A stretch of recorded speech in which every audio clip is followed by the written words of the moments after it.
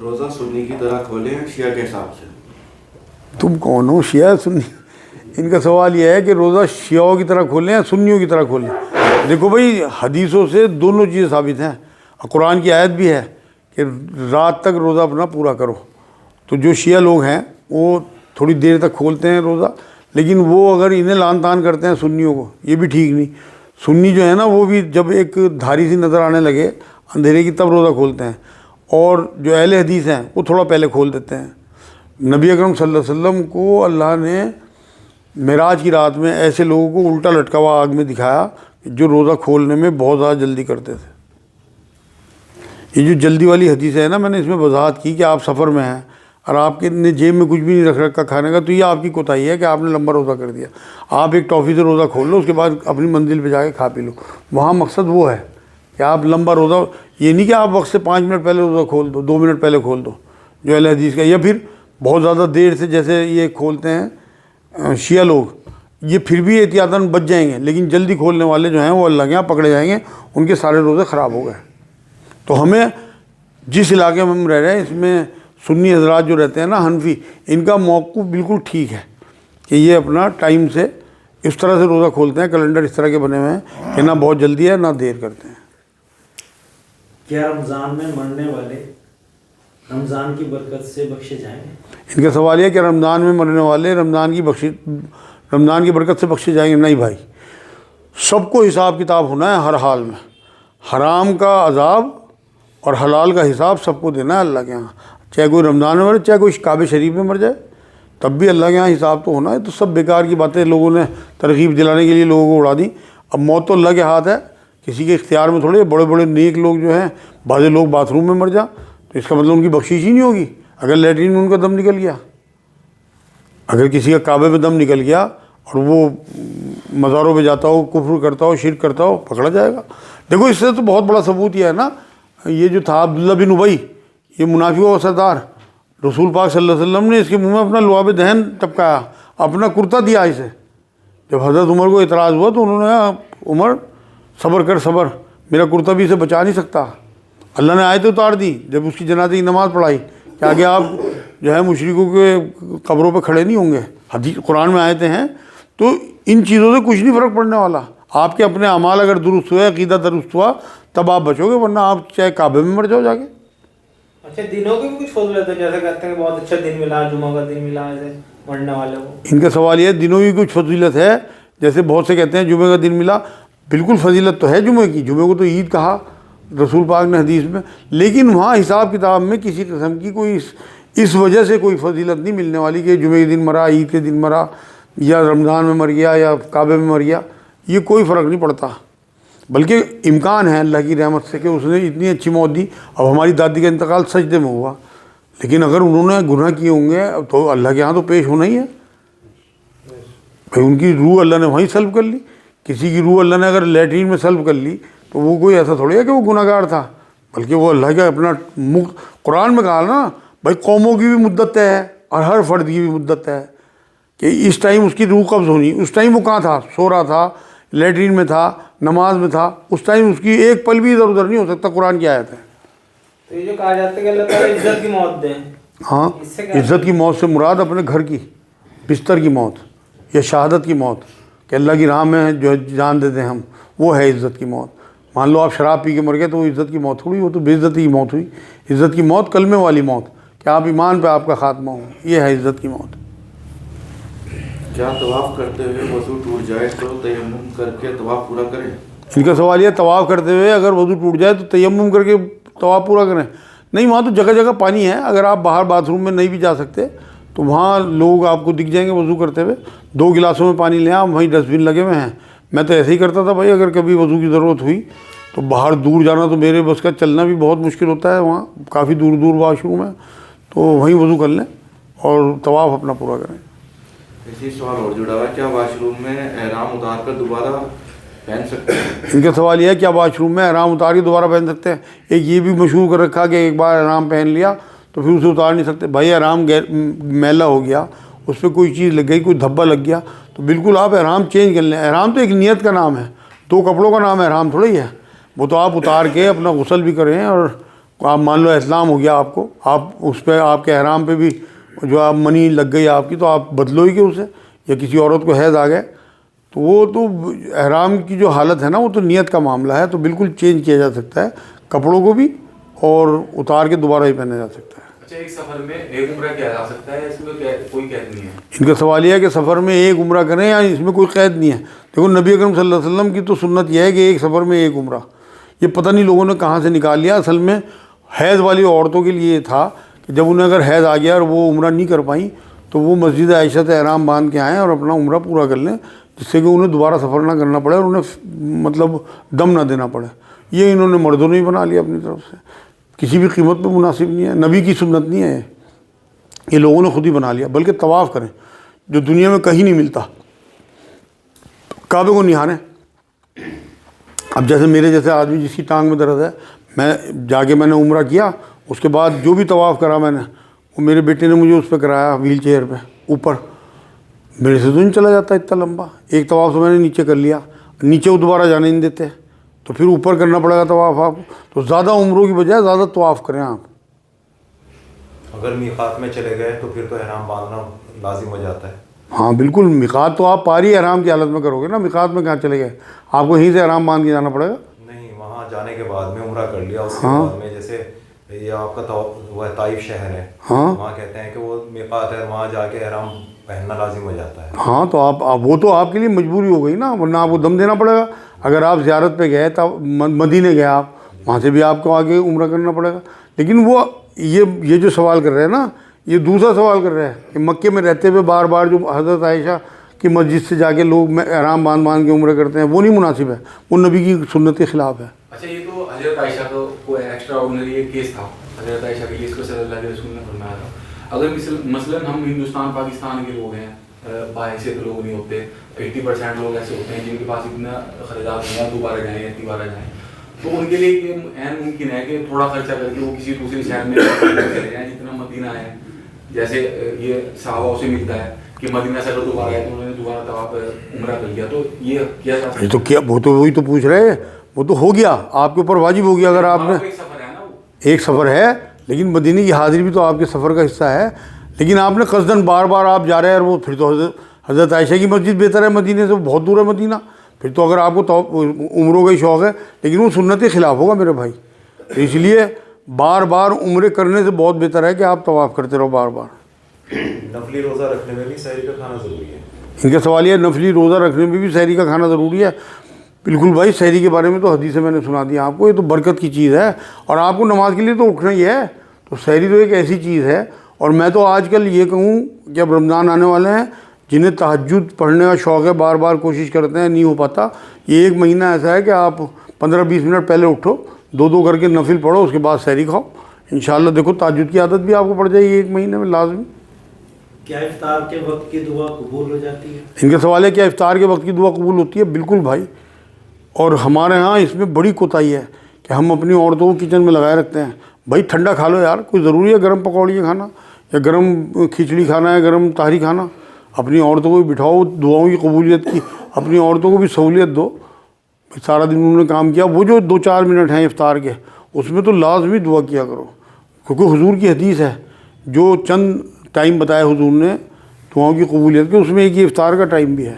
تو بالکل اب کیا آپ یہ کریں کہ کوشش اپنی عورتوں کو بھی آواز دے کے وہیں بٹھائیں اپنے پاس کہ یہاں افطار کرو، دعائیں کرو، ٹھنڈا ہونے تو کوئی بات نہیں، کھانا ٹھنڈا ہے تو کتنے دن کا معاملہ یار، ایسی برکتیں، ایسی رحمتیں، ساری عمر گرم ہی کھاتے رہنا۔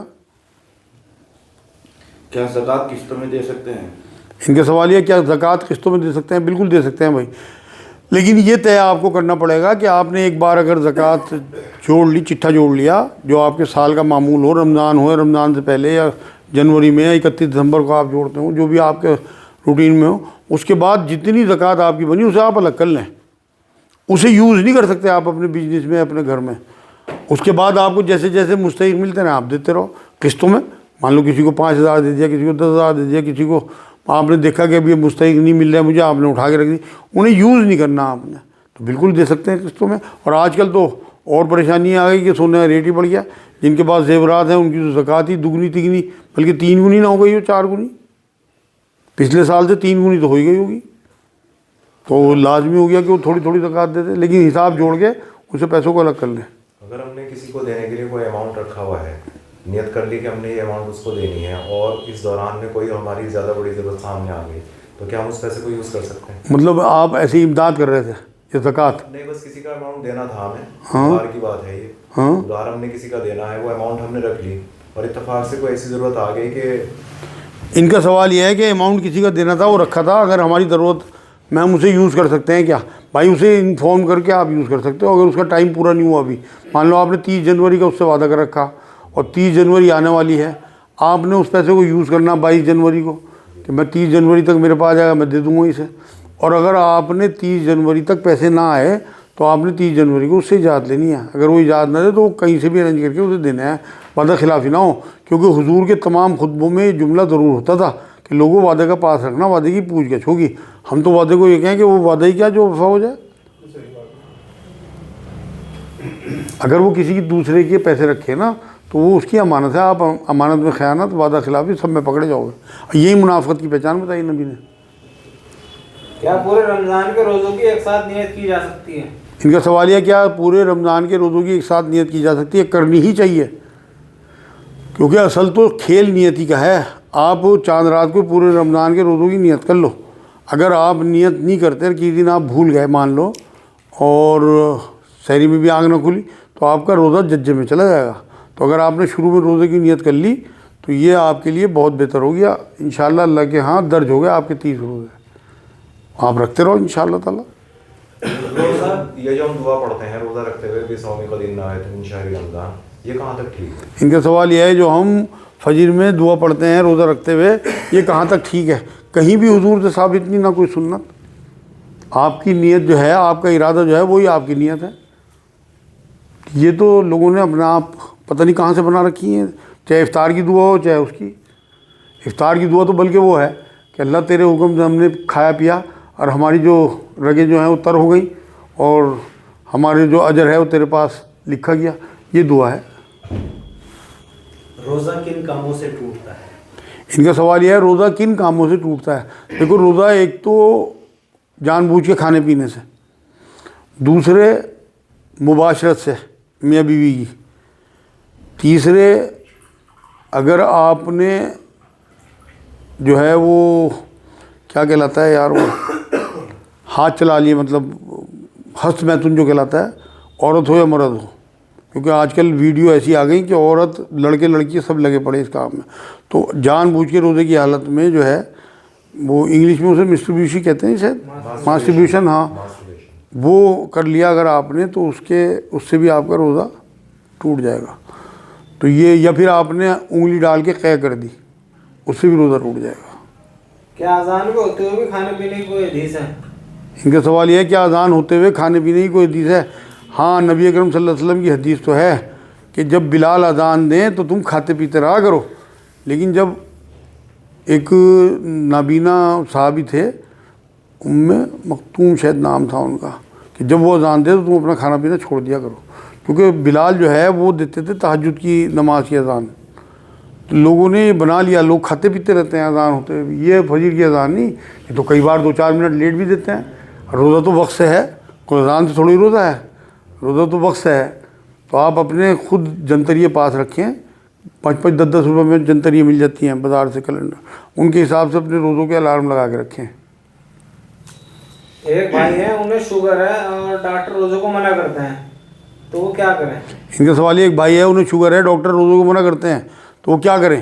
بھائی اگر آپ کی اپنی حالت دیکھو نا، آپ ڈاکٹر کی بات پہ یقین نہ کریں، ڈاکٹر کو روزوں کی روحانیت کا کیا پتہ، یہاں جس ملک میں ہم رہتے ہیں تو وہاں تو زیادہ تر ہمارے ڈاکٹر جو ہیں وہ غیر مسلم ہیں، انہیں روزوں کا کیا پتہ بیچاروں کو، وہ تو یہی چاہیں گے کہ میرا مریض جو ہے وہ کمزوری میں نہ آ جائے شوگر کی وجہ سے، لیکن ہر ایک کو اپنی ہمت پتہ ہے۔ اب میرا دل کا آپریشن ہوا، میں نے 2-3 سال روزے نہیں رکھے، بہت زیادہ کمزوری تھی، اس کے بعد جب میں نے دیکھا کہ میں رکھ سکتا ہوں، میں نے ایک بھی نہیں چھوڑا اس کے بعد الحمدللہ، اور سارے میرے روزے رکھے جا رہے ہیں، تو یہ تو اپنی اپنی ہمت کے، مجھے 25 سال سے شوگر بھی ہے، بلڈ پریشر بھی ہے، دل کا آپریشن ہوا، لیکن الحمدللہ ایک بھی روزہ نہیں چھوٹتا، کیونکہ مجھے دکھ رہا ہے کہ میرے اندر ہمت ہے الحمدللہ۔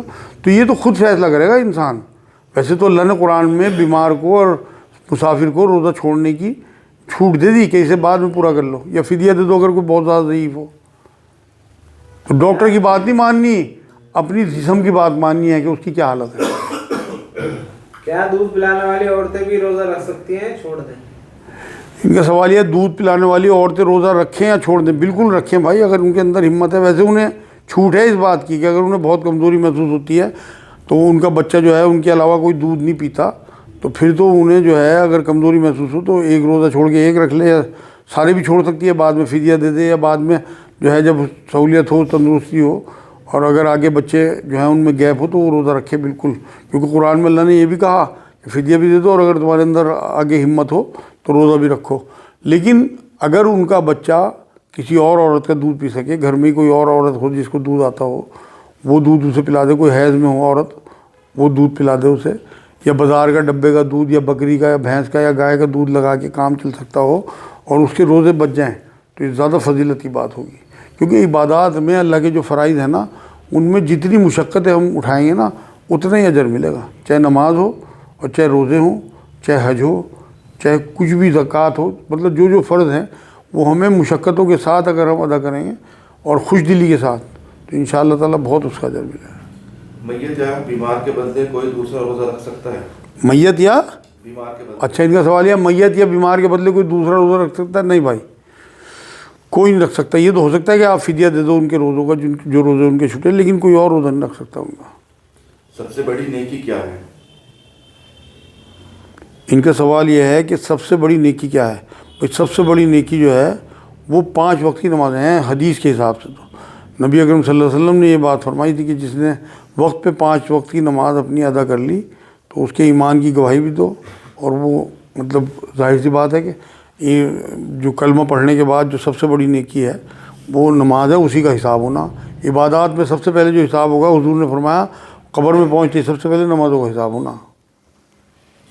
روزے کی حالت میں دن میں کیا شوہر بیوی کے پاس لیٹ سکتا ہے؟ ان کا سوال یہ ہے روزے کی حالت میں دن میں کیا شوہر بیوی کے پاس لیٹ سکتا ہے؟ بالکل لیٹ سکتا ہے بھائی، کوئی منع ہی نہیں ہے۔ ایک دوسرے کو ٹچ بھی ہو جائے تو کوئی فرق نہیں پڑتا، روزہ نہیں ٹوٹتا اس سے، مگر یہ دھیان رہے کہ شیطان غالب نہ آ جائے، ایسا نہ ہو کہ منی خارج ہو جائے یا آپ کی وائف ڈسچارج ہو جائے۔ اتنا آپ نے موج مستی کری تو اس سے تو بہت بہتر یہ ہے کہ آپ دور ہی رہو۔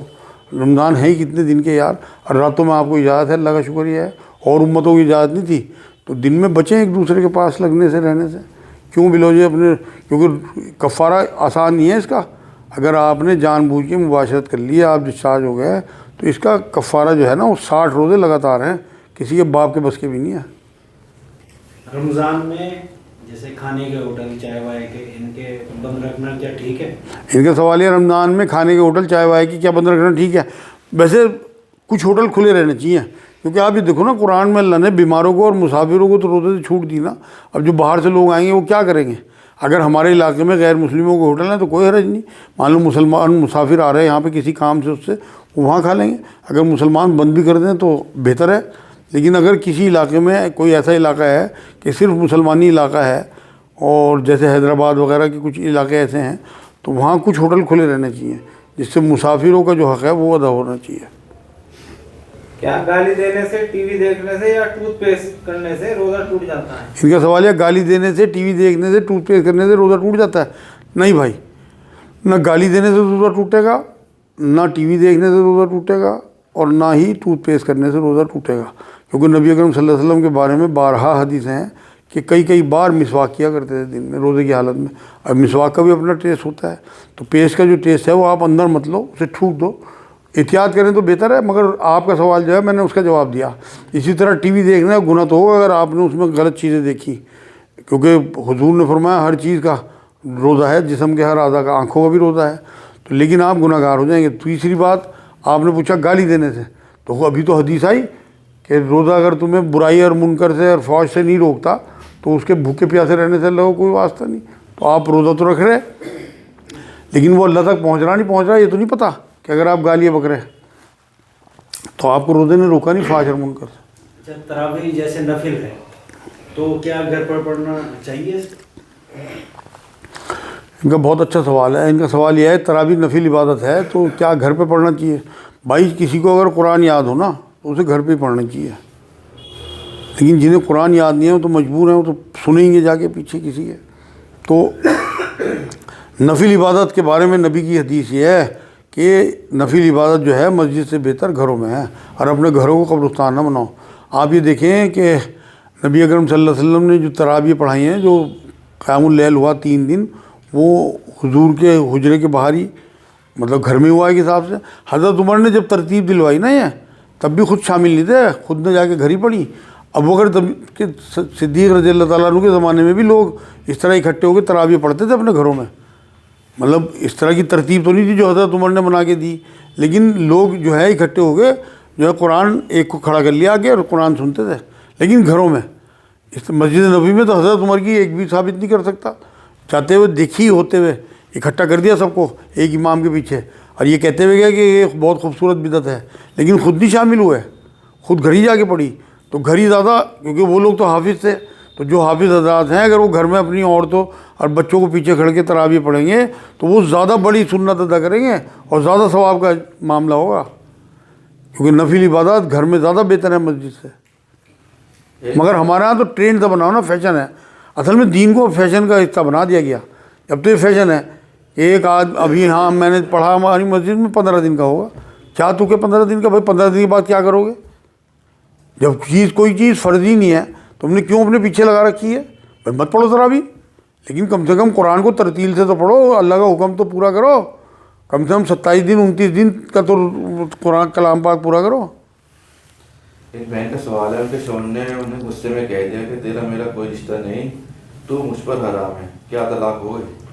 ان کا سوال یہ ہے کہ کسی شوہر نے کہہ دیا کہ میرا تیرا تعلق نہیں ہے، تو مجھ پہ حرام، کیا طلاق ہوگا؟ بھائی اس طلاق ہی کی ایک شکل ہے، نیا نکاح نئے مہر کے ساتھ ہونا چاہیے میرے حساب سے تو اس میں، یا پھر قسم کا کفارہ دے، 10 غریبوں کو کھانا کھلا دے اور پھر اپنی بیوی سے رجوع کر لے، لیکن وہ زیادہ بہتر ہے جو میں پہلے بتا رہا کہ نیا مہر نیا نکاح۔ اچھا، ہمارے معاشرے میں جو الٹی کو لے کے غلط فہمی ہے، کہتے ہیں ذرا سی بھی الٹی اگر آ گئی تو روزہ ٹوٹ گیا، تو اس کو روزہ توڑنے کا گناہ ملے گا یا پھر اللہ اس کے اوپر مطلب معاف کر دے گا؟ ان کا سوال یہ ہے الٹی ذرا سی بھی آ جائے تو ہمارے یہاں کہتے ہیں کہ روزہ ٹوٹ جاتا ہے تو کیا اسے گناہ ملے گا؟ بھائی ہمارے ہاں جو گناہ ثواب کا تصور ہے نا وہ اختیار پہ ہے۔ آپ نے الٹی اگر جان بوجھ کے حلق میں انگلی ڈال کے کری تو آپ کا روزہ ٹوٹے گا تب، اور وہ بھی اگر آپ کی مجبوری ہے، اتنی آپ کو طبیعت متلا رہی اور آپ کو بدہضمی ہو رہی، ڈاکٹر نے جو ہے دوائی بھی دے رکھی، اس سے بھی آپ کو الٹی آ رہی، تو آپ کے اختیار میں نہیں ہے وہ معاملہ، آپ روزے کی بعد میں قضا کر لینا۔ لیکن اگر آپ نے فالتو میں روزہ انگلی ڈال کے توڑ دیا کسی وجہ سے تو آپ گناہ گار ہوں گے۔ لیکن اگر ویسے کسی کو الٹی آ جائے، جیسے پریگننٹ عورتیں ہوتی ہیں انہیں الٹی آتی ہیں، تو بالکل کوئی روزہ نہیں ٹوٹتا، نہ گناہ ہوگا۔ میرا سوال یہ تھا کہ اگر کسی کو ڈکار کے ساتھ الٹی آ جاتی ہے، نہیں کوئی روزہ نہیں ٹوٹتا، نہ گناہ گار ہوگا۔ وہ اپنا روزہ بالکل توڑ دیتے ہیں، تو نہیں انہیں معلومات ہی نہیں ہے، بالکل نہیں، گناہ تو اس لیے نہیں ملے گا نا کہ انہیں معلومات نہیں ہے، اصل میں علم پہ بھی تو پکڑ ہے نا انہیں، اور ہر مسلمان مرد عورت پہ علم کا حصول فرض ہے، تو روزے کیونکہ فرض ہیں تو اس کا جو علم سیکھنا وہ بھی فرض ہے۔ دیکھو دین میں جو چیزیں فرض ہیں ان کا علم سیکھنا فرض، جو چیزیں سنت ہیں ان کا علم سیکھنا سنت۔ نہانے کے بعد ناپاک کپڑے پہننے پر کیا ناپاکی ہے؟ ان کا سوال یہ ہے نہانے کے بعد ناپاک کپڑے پہننے پہ کیا ناپاکی ہے؟ بھائی اگر کپڑوں پہ نجاست لگ گئی تھی اس کے بعد آپ پہن رہے تو یہ تو آپ گناہ گار ہوں گے، پھر آپ ناپاک ہو جائیں گے۔ لیکن اگر کوئی مان لو نجاست نہیں لگی، کوئی گندگی نہیں لگی اور کپڑے آپ کے صاف ہیں، مان لو آپ نے ہم بستری کی احتیاط کے ساتھ آپ کے کپڑوں میں کچھ نہیں لگا تو کوئی حرج نہیں ہے، لیکن اگر اس پہ گندگی لگ گئی تو پھر آپ کو وہ کپڑے نہیں پہننے چاہیے، آپ ناپاک ہو جائیں گے۔ کیا کھڑے ہو کر پیشاب کرنا ٹھیک ہے؟ ان کا سوال یہ ہے کیا کھڑے ہو کے پیشاب کرنا ٹھیک ہے؟ کھڑے ہو کے پیشاب کرنا سنت ہے بھائی، اگر نبی نے کوئی کام ایک بار بھی کیا نا تو ہمارے لیے سنت بن گیا۔ نبی اکرم صلی اللہ علیہ وسلم نے ایک بار کوڑے کا ڈھیر دیکھا، بیٹھ کے پیشاب کرنے کی وہاں جگہ نہیں تھی تو حضور نے کھڑے ہو کے پیشاب کیا، وہ اس دور کے لیے لوگوں کے لیے سنت بن گیا۔ کہ آج کل جو ماڈرن لوگ ہیں جو ایئرپورٹ پہ یا ہاسپٹل یا آفیسز میں یورینل بنے ہوئے ہیں، وہ کھڑے ہو کے پیشاب کریں اور ٹیشو پیپر سے سکھا لیں، جب پانی ملے اپنا پھر استنجا کر لیں گھر آ کے۔ یہ تو اس امت کے لیے آسانیوں کے لیے اللہ کے رسول صلی اللہ علیہ وسلم سے اللہ نے یہ ایکٹ کرایا۔ دعا میں ہاتھوں سے چہرہ ڈھکنا کیا صحیح ہے؟ ان کا سوال یہ دعا میں ہاتھوں سے چہرہ ڈھکنا کیا ٹھیک ہے؟ کوئی حرج نہیں ہے، لیکن نبی اکرم صلی اللہ علیہ وسلم نے فرمایا کہ دعا میں تمہارے ہاتھوں کا قبلہ آسمان ہونا چاہیے۔ تو اگر کوئی ہاتھ جو ہے کھول کے آسمان کی طرف دعا کرتا ہے تو وہ سنت طریقہ ہے. لیکن کوئی خشوع خضوع کے لیے، اپنے جو اللہ سے جوڑ لگانے کے لیے، اپنے معاملات اللہ کے آگے رکھنے کے لیے کوئی اگر چہرہ اپنا ڈھکتا بھی ہے اور اپنی جو گریہ داری ہے اسے چھپاتا بھی ہے، مان لو اسے رونا آ رہا اسے، تو اس میں کوئی حرج نہیں ہے. اگر زیادہ خشوع خضوع ہوتا ہے تو چہرہ ڈھکنا زیادہ بڑی بات ہوگی. کوئی شخص روزے کی حالت میں دن بھر سوتا رہا، نماز نہ پڑھے تو کیا اس کا روزہ ہو جائے گا؟ ان کا سوال یہ، کوئی شخص دن بھر سوتا رہے اور نماز نہ پڑھے کیا روزہ ہو جائے گا؟ روزہ تو ہو جائے گا، لیکن نماز چھوڑنا ہے تو بہت بڑا عذاب اسے ہوگا. بہت سے لوگوں کے لیے سونا ہی زیادہ بہتر ہے بھائی. مان لو الٹی سیدھی فلمیں دیکھیں گے، ٹی وی دیکھیں گے، اس سے بہتر یہ ہے کہ سوتے ہی رہیں. روزہ تو کم سے کم رکھ لیں، لیکن نماز کا چھوڑنا ہے گناہ. نماز پڑھتے رہیں، بیچ بیچ میں اٹھ کے پھر سو جائیں، سو کے روزہ کاٹ دیں، کوئی حرج نہیں ہے. امام سے پہلے سجدے میں جانے سے نماز ہو جائے گی؟ ان کا سوال یہ ہے کہ امام سے پہلے سجدے میں جانے سے نماز ہو جائے گی. نماز تو ہو جائے گی اگر امام کے ساتھ سلام پھیرا، لیکن گناہ گار ہوگا. نماز ہو جائے گی انشاءاللہ. کیا مرحوم بھائی کی بیوہ دیور کے ساتھ رہ سکتی ہے؟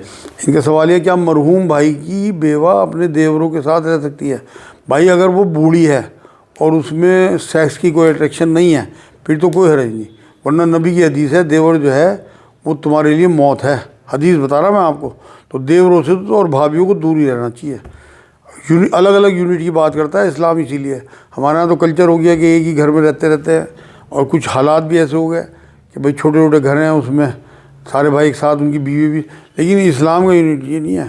آپ کو یاد دلاؤں میں، نبی اکرم صلی اللہ علیہ وسلم نے پالا تھا حضرت علی رضی اللہ تعالیٰ عنہ کو، ساری کفالت انہی کے ذمے تھی، لیکن شادی ہوتے ہی الگ حجرہ. حالانکہ حضور کے پاس تھا بھی نہیں، ایک صحابی نے حجرہ دیا، اس میں شفٹ کرایا حضرت فاطمہ کو حضرت علی کو، لیکن یونٹ الگ. ایک گھر میں بہت ساری فیملی ہے، اسلام کی جو ہے پسندیدہ عمل نہیں ہے.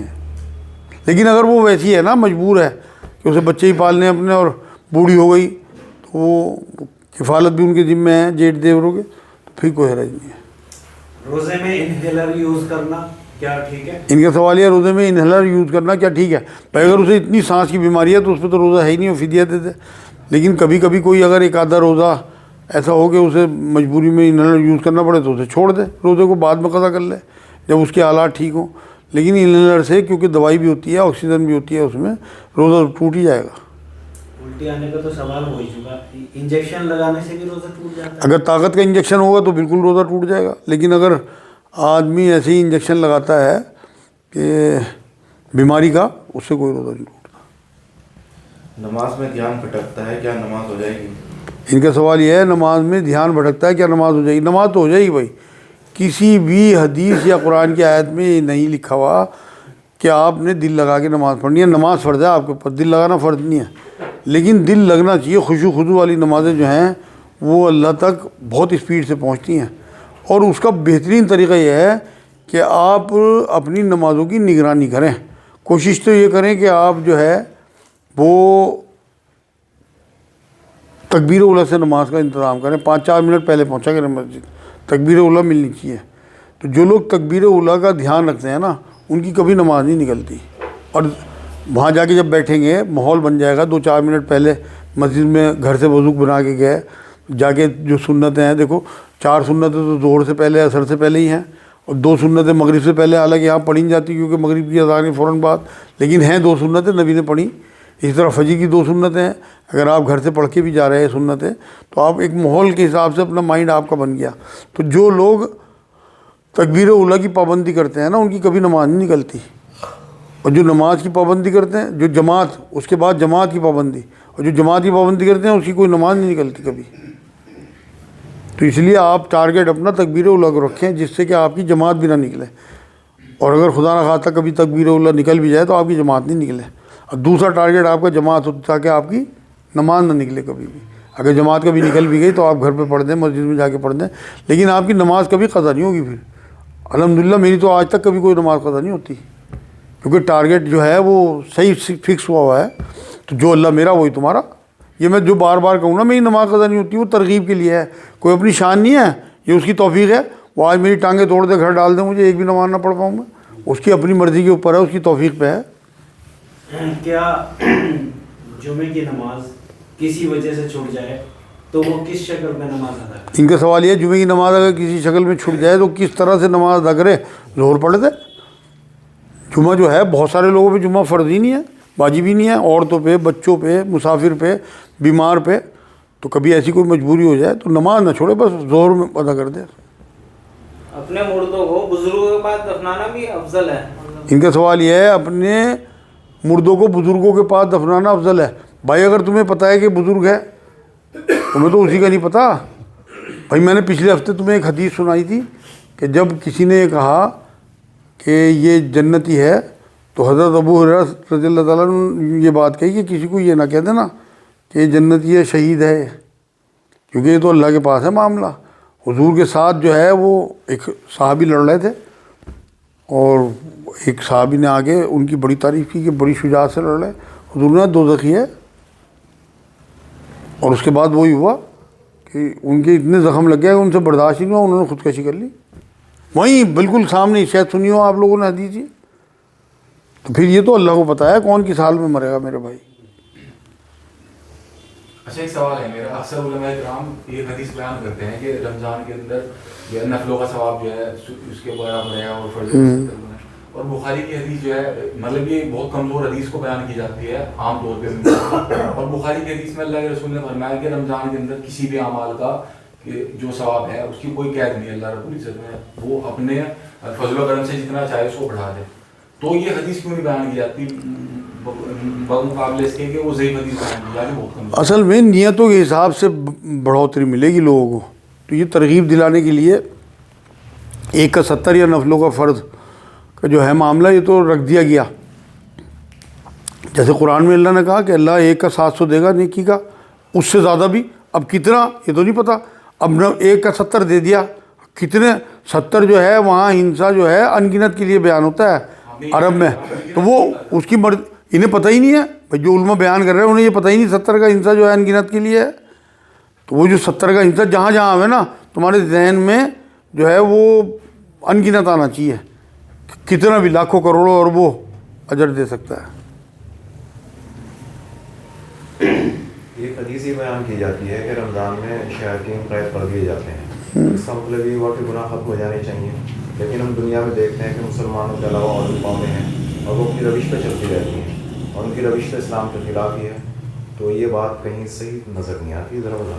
ان کا سوال یہ ہے کہ حدیث میں یہ ہے کہ شیطان کو جکڑ لیا جاتا ہے، اس کے بعد بھی قومیں جو ہیں وہ گناہ کرتی رہتی ہیں. بھائی دوسری قوموں پہ تو شریعت ہے ہی نہیں، ان کی تو آپ چھوڑ دو، ان کے لیے شیطان بند نہیں ہو سکتا. ان کے تو کفر اور شرک کی وجہ سے ان پہ شیطان مسلط رہے گا. مسلمان ہی نہیں کرتے عمل. مسلمانوں کا برا حال ہے، کوئی نہیں شراب چھوڑتا، کوئی نہیں سٹے چھوڑتا، اور کوئی نہیں سگریٹ چھوڑتا، کوئی نہیں زنا چھوڑتا. یہ تو جو حدیث ہے نا اصل میں بیان صحیح نہیں کی جاتی. وہ سرکش شیاطین کے لیے ہے. چھوٹے جو شیطان ہیں نا جو ہمارے نفس میں گھسے ہوئے ہیں وہ تو آزاد ہیں. اب جس نے 11 مہینے آپ کی سائیکل چلائی ہو، اگر ان نے پیڈل نہیں بھی مارے 1 مہینے، سائیکل تو چلتی رہے گی. تو وہ آپ پڑھنا حدیث، وہ سرکش شیاطین کے بارے میں کہا گیا. تو اس لیے اگر جس نے اپنے نفس، آسانی ہو گئی اس ٹائم جو ہے جنت کے دروازے اللہ نے کھول دیے، دوزخ کے دروازے بند کر دیے. تو آسانی ہو گئی. جو چاہے اللہ کی طرف بڑھنا چاہے تو اللہ اسے بالکل، ایک حدیث قدسی ہے کہ جو میری طرف 1 ہاتھ بڑھے گا میں اس کی طرف 10 ہاتھ بڑھوں گا، جو میری طرف چل کے آئے گا میں دوڑ کے آؤں گا. تو اس ٹائم یہ چلنا آسان کر دیا اللہ نے. اللہ دوڑ کے تمہیں اس کی رحمت جو ہے وہ دبوچ لے گی اگر تم نے اس طرف بڑھنا چاہے رمضان میں. اس کے بعد تو پھر آپ یقین کرو میری جو ہدایت کا ذریعہ بنا وہ رمضان ہی بنا. میں 3 دن کی تراویح سنتا تھا یہاں شہید گنج میں. میں اپنا قصہ بتاؤں تو میں 3 دن کی تراویح ہے صرف دکھانے کو لوگوں کو، مطلب 2 یا 3 بجے نمٹتی تھی وہ تراویح. تو آخری تراویح والے دن تیسرا دن تھا یا پہلا دن تھا، تو میں نے اللہ سے دعا کری، میں نے اللہ میں نے کبھی روزہ تو رکھا نہیں آج تک، آج پہلی تراویح، اگر تو نے میرا کل کا روزہ رکھوا دیا تو میں زندگی بھر روزہ نہیں چھوڑوں گا. پتہ نہیں کیا ہوا اور رو دیا میں. اس کے بعد روزہ نہیں چھوڑا میرا. بیچ میں جو روزے میں 2-3 سال کے بتا رہا ہوں ڈاکٹر نے بالکل میرا آپریشن کے بعد منع کر دیا تھا. پھر روزہ کوئی نہیں چھوٹا. اس سے پہلے کبھی رکھا نہیں تھا. یہ بتا رہا میں آپ کو سن 91-92 کی بات. نمازیں میں نے بعد میں شروع کری، روزے جب پہلے شروع کر دیے تھے، نمازیں 97 میں شروع کری. تو یہ تو اس کی توفیق کے اوپر ہے، آپ کی کیا توبہ اسے لگ جا. تو جو سردی شیاطین آپ نے کہا حدیث میں لکھا ہے تو اس کو ہم دیسی زبان میں شیطانوں کے گنڈے بھی کہہ سکتے ہیں. شیطانوں کے گنڈے، شیطان تو ہے ہی گنڈا. شیطان اصل جو ہاں بڑے جو شیطان ہیں نا انہیں کہا گیا، ان کے جو چیلے ہیں. اب حدیث ہے نہیں کہ وہ اپنی وہ دربار سے جاتا ہے اور ایک شیطان چیلا آگے بتاوے کہ میں نے آج میاں بیوی میں جھگڑا کرا دیا تو اسے گلے لگا ہوئے کہ تو نے میرا صحیح کام کرا ہے. تو یہ تو اس کے چیلے بھی تو ہیں نا. تو چھوٹے چیلے تو لگے رہتے ہیں اپنی سائیکل چلانے میں. جو 11 مہینے میں سائیکل چلائی اس پہ جاری رکھیں. لیکن جو لوگ بچنا چاہیں ان کے لیے آسانی بہت ہے. رمضان شریف ایسی برکتیں ایسی رحمتیں بڑھتے ہیں کہ آپ یقین کرو، آپ اللہ سے دعا کرو دکھا دے اللہ پاک. برستی بھی دکھتی ہیں، آپ یقین کرو برستی بھی، اتنی رحمتیں اور برکتیں آتی ہیں. کچھ لوگ جو ایک ہمارے دوست ہیں وہ نئے گھر میں داخل ہوئے ابھی، تو اس کے بعد سے انہیں مشکلوں کا سامنا کرنا پڑ رہا. وہ جاننا چاہ رہے ہیں کہ اس کا کیا حال ہے. ان کا سوال یہ ہے کوئی نئے گھر میں شفٹ ہوئے، وہاں مشکلیں آ رہی تو کیا کریں. ایک تو 5 نمازوں کی پابندی کرے پورا گھر، سب سے بہترین چیز ہے. ایک صدقہ دے، صدقے سے حضور نے فرمایا بلائیں ٹل جاتی ہے. تیسرا اپنے گھر میں اذان دے دے 15-20 دن. اگر کوئی چیز ایسی بدرو وغیرہ ہوگی تو نکل کے بھاگ جائے گی. ایک یہ کرے یہ 45 بار الحمد شریف پڑھ کے اور پانی دم کر لے، اور وہ پانی ان کونوں میں چھڑک دے گھر کے سارے لیٹرین باتھ روم کو چھوڑ کے. اس سے بھی کوئی اگر ایسی کوئی چیز ہوئی نا شیطانی تو وہ نکل کے بھاگ جائے گی انشاءاللہ. مین چیز جو ہے وہ اسے اپنے گھر میں اذان دینی ہے اور 5 نماز اپنی درست کرنی ہے. صدقہ 3 چیزیں یہ ہیں. انشاءاللہ تعالیٰ کچھ نہیں ہوگا. ان ربی علی کل شیء حفیظ ایک تصویر پڑھنا شروع کر دے کہ اللہ میرے گھر کی، میرے پریوار کی، میری اپنی حفاظت فرما. ایک اور دعا جو نبی بتا کے گیا بسم اللہ الذی لا یضر مع اسمہ شیء فی الارض ولا فی السماء وهو السمیع العلیم 3 بار پڑھ کے ہاتھوں پہ پھونک مارے، اپنی بیوی کے، بچوں کے، اپنے جسم پہ پھیر دے انشاءاللہ. صبح کو بھی شام کو بھی. نبی نے فرمایا جن نے دعا اس طرح پڑھ کے ہاتھوں پہ پھونک مار کے جسم پہ پھیر لی، صبح سے شام تک محفوظ، شام سے صبح تک محفوظ. اتنی آسان دعا اور لوگ اس سے بے بہرا ہیں، پتہ ہی نہیں ہے. ہمیں نہیں پتہ، عام لوگوں کو پتہ کہاں ہے. اور اگر آپ یہ پورا یقین کے ساتھ جسے پڑھ کے آپ پھیر لو، آپ کا ایکسیڈنٹ ہو، آپ کا کوئی نقصان ہو، سب بچ رہیں گے انشاءاللہ. حدیث ہے اس کے پیچھے. اپنے مکانوں پہ یا دکانوں پہ ماشاء اللہ یا ان اللہ علی کل شیء حفیظ اس طرح لکھوانا ٹھیک ہے؟ ان کا سوال یہ ہے کہ دکانوں پہ، مکانوں پہ ماشاء اللہ یا وہ لکھوانا ٹھیک ہے. اگر آپ نے حلال کمائی سے وہ مکان بنا رکھے نا، کسی قسم کی کوئی حرام زدگی اس میں نہیں ہے، تو پھر تو آپ ماشاء اللہ الحمدللہ سب کچھ لکھواؤ. لیکن اگر کسی قسم کی حرام کمائیوں سے بنایا نا، تو میں نے دیکھا لکھو ھذا من فضل ربی، تو حرام کمائی میں لگا کے کوٹھیاں بنا کے اوپر لکھوا دیں گے بہت بڑا بڑا ھذا من فضل ربی ہے، اللہ کا فضل ہے میرے. وہ اللہ کا فضل ہوا، کوئی شیطان کا فضل نہیں. کسی بھی قیمت پہ ٹھیک نہیں. کنفرم کسی کو ہو بھائی، ایسے آدمی جو اپنی مزدور یہ کر کے مکان بنا رہے ہیں اور ابھی پلستر بھی نہیں ہوا، وہ لکھے ماشاء اللہ، یا وہ جو میں بتا رہا آپ کو ھذا من فضل ربی وہ لکھے. یہ بڑی بڑی کوٹھیوں پہ لکھنے والے جنہوں نے غریبوں کے جسموں پہ مکان بنائے ہوں، ان کے لکھنے سے تھوڑی چل جائے گا. اچھا کوئی لوگ اپنے مکانوں کو نظر سے بچانے اس پہ کوئی چوٹی ٹنگا دے، کوئی جوتا ٹنگا دے، یہ عمل ٹھیک ہے؟ ان کا سوال یہ ہے کہ مکانوں پہ جوتا ٹنگانا، چوٹی ٹنگانا ٹھیک ہے نظر بد سے بچانے کو؟ ان کی جہنم میں یہی چوٹیاں اور یہ ٹنگے گی. بھلا ان چوٹیوں سے اور ان ہنڈیوں سے نظر بد بچ رہی ہے. نظر بد سے بچنا ہو تو نبی کی حدیثوں میں جو دعائیں ہیں وہ پڑھو، جو حضور بتا گیا ہے اعوذ بکلمات اللہ التامۃ من کل شیطان وہامۃ ومن کل عین لامۃ، اعوذ بکلمات اللہ التامۃ من کل ومن شر ما خلق. یہ جو دعائیں ہیں نبی اکرم صلی اللہ علیہ وسلم کی بتائی بھی، یہ پڑھو. اور ان کے اوپر جو میں ایک اور دعا بتا رہا بسم اللہ الذی والی، یہ پڑھو. دیکھو انشاءاللہ اس سے حفاظت ہوگی. 5 نمازیں پڑھو، توبہ کے 2 نفل پڑھو کہ اللہ کوئی غلطی ہوگی تو معاف کر دے.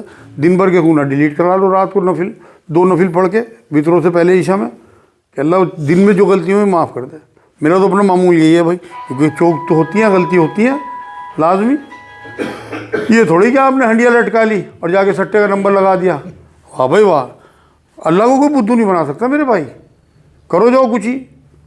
دین میں روایتیں تھوڑی ہیں، دین میں تو سنتیں ہیں، نبی کا طریقہ ہے، قرآن کے حکم ہے، اللہ کے احکامات ہیں، نبی کا سنت طریقہ ہے، اس پہ آپ.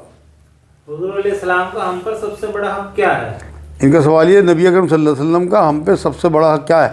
حضور کی حد درجے کی محبت، اپنے ماں باپ، اپنے بہن بھائی، اپنے مال، اپنی صحت، اپنی زندگی نچھاور کر دے آدمی.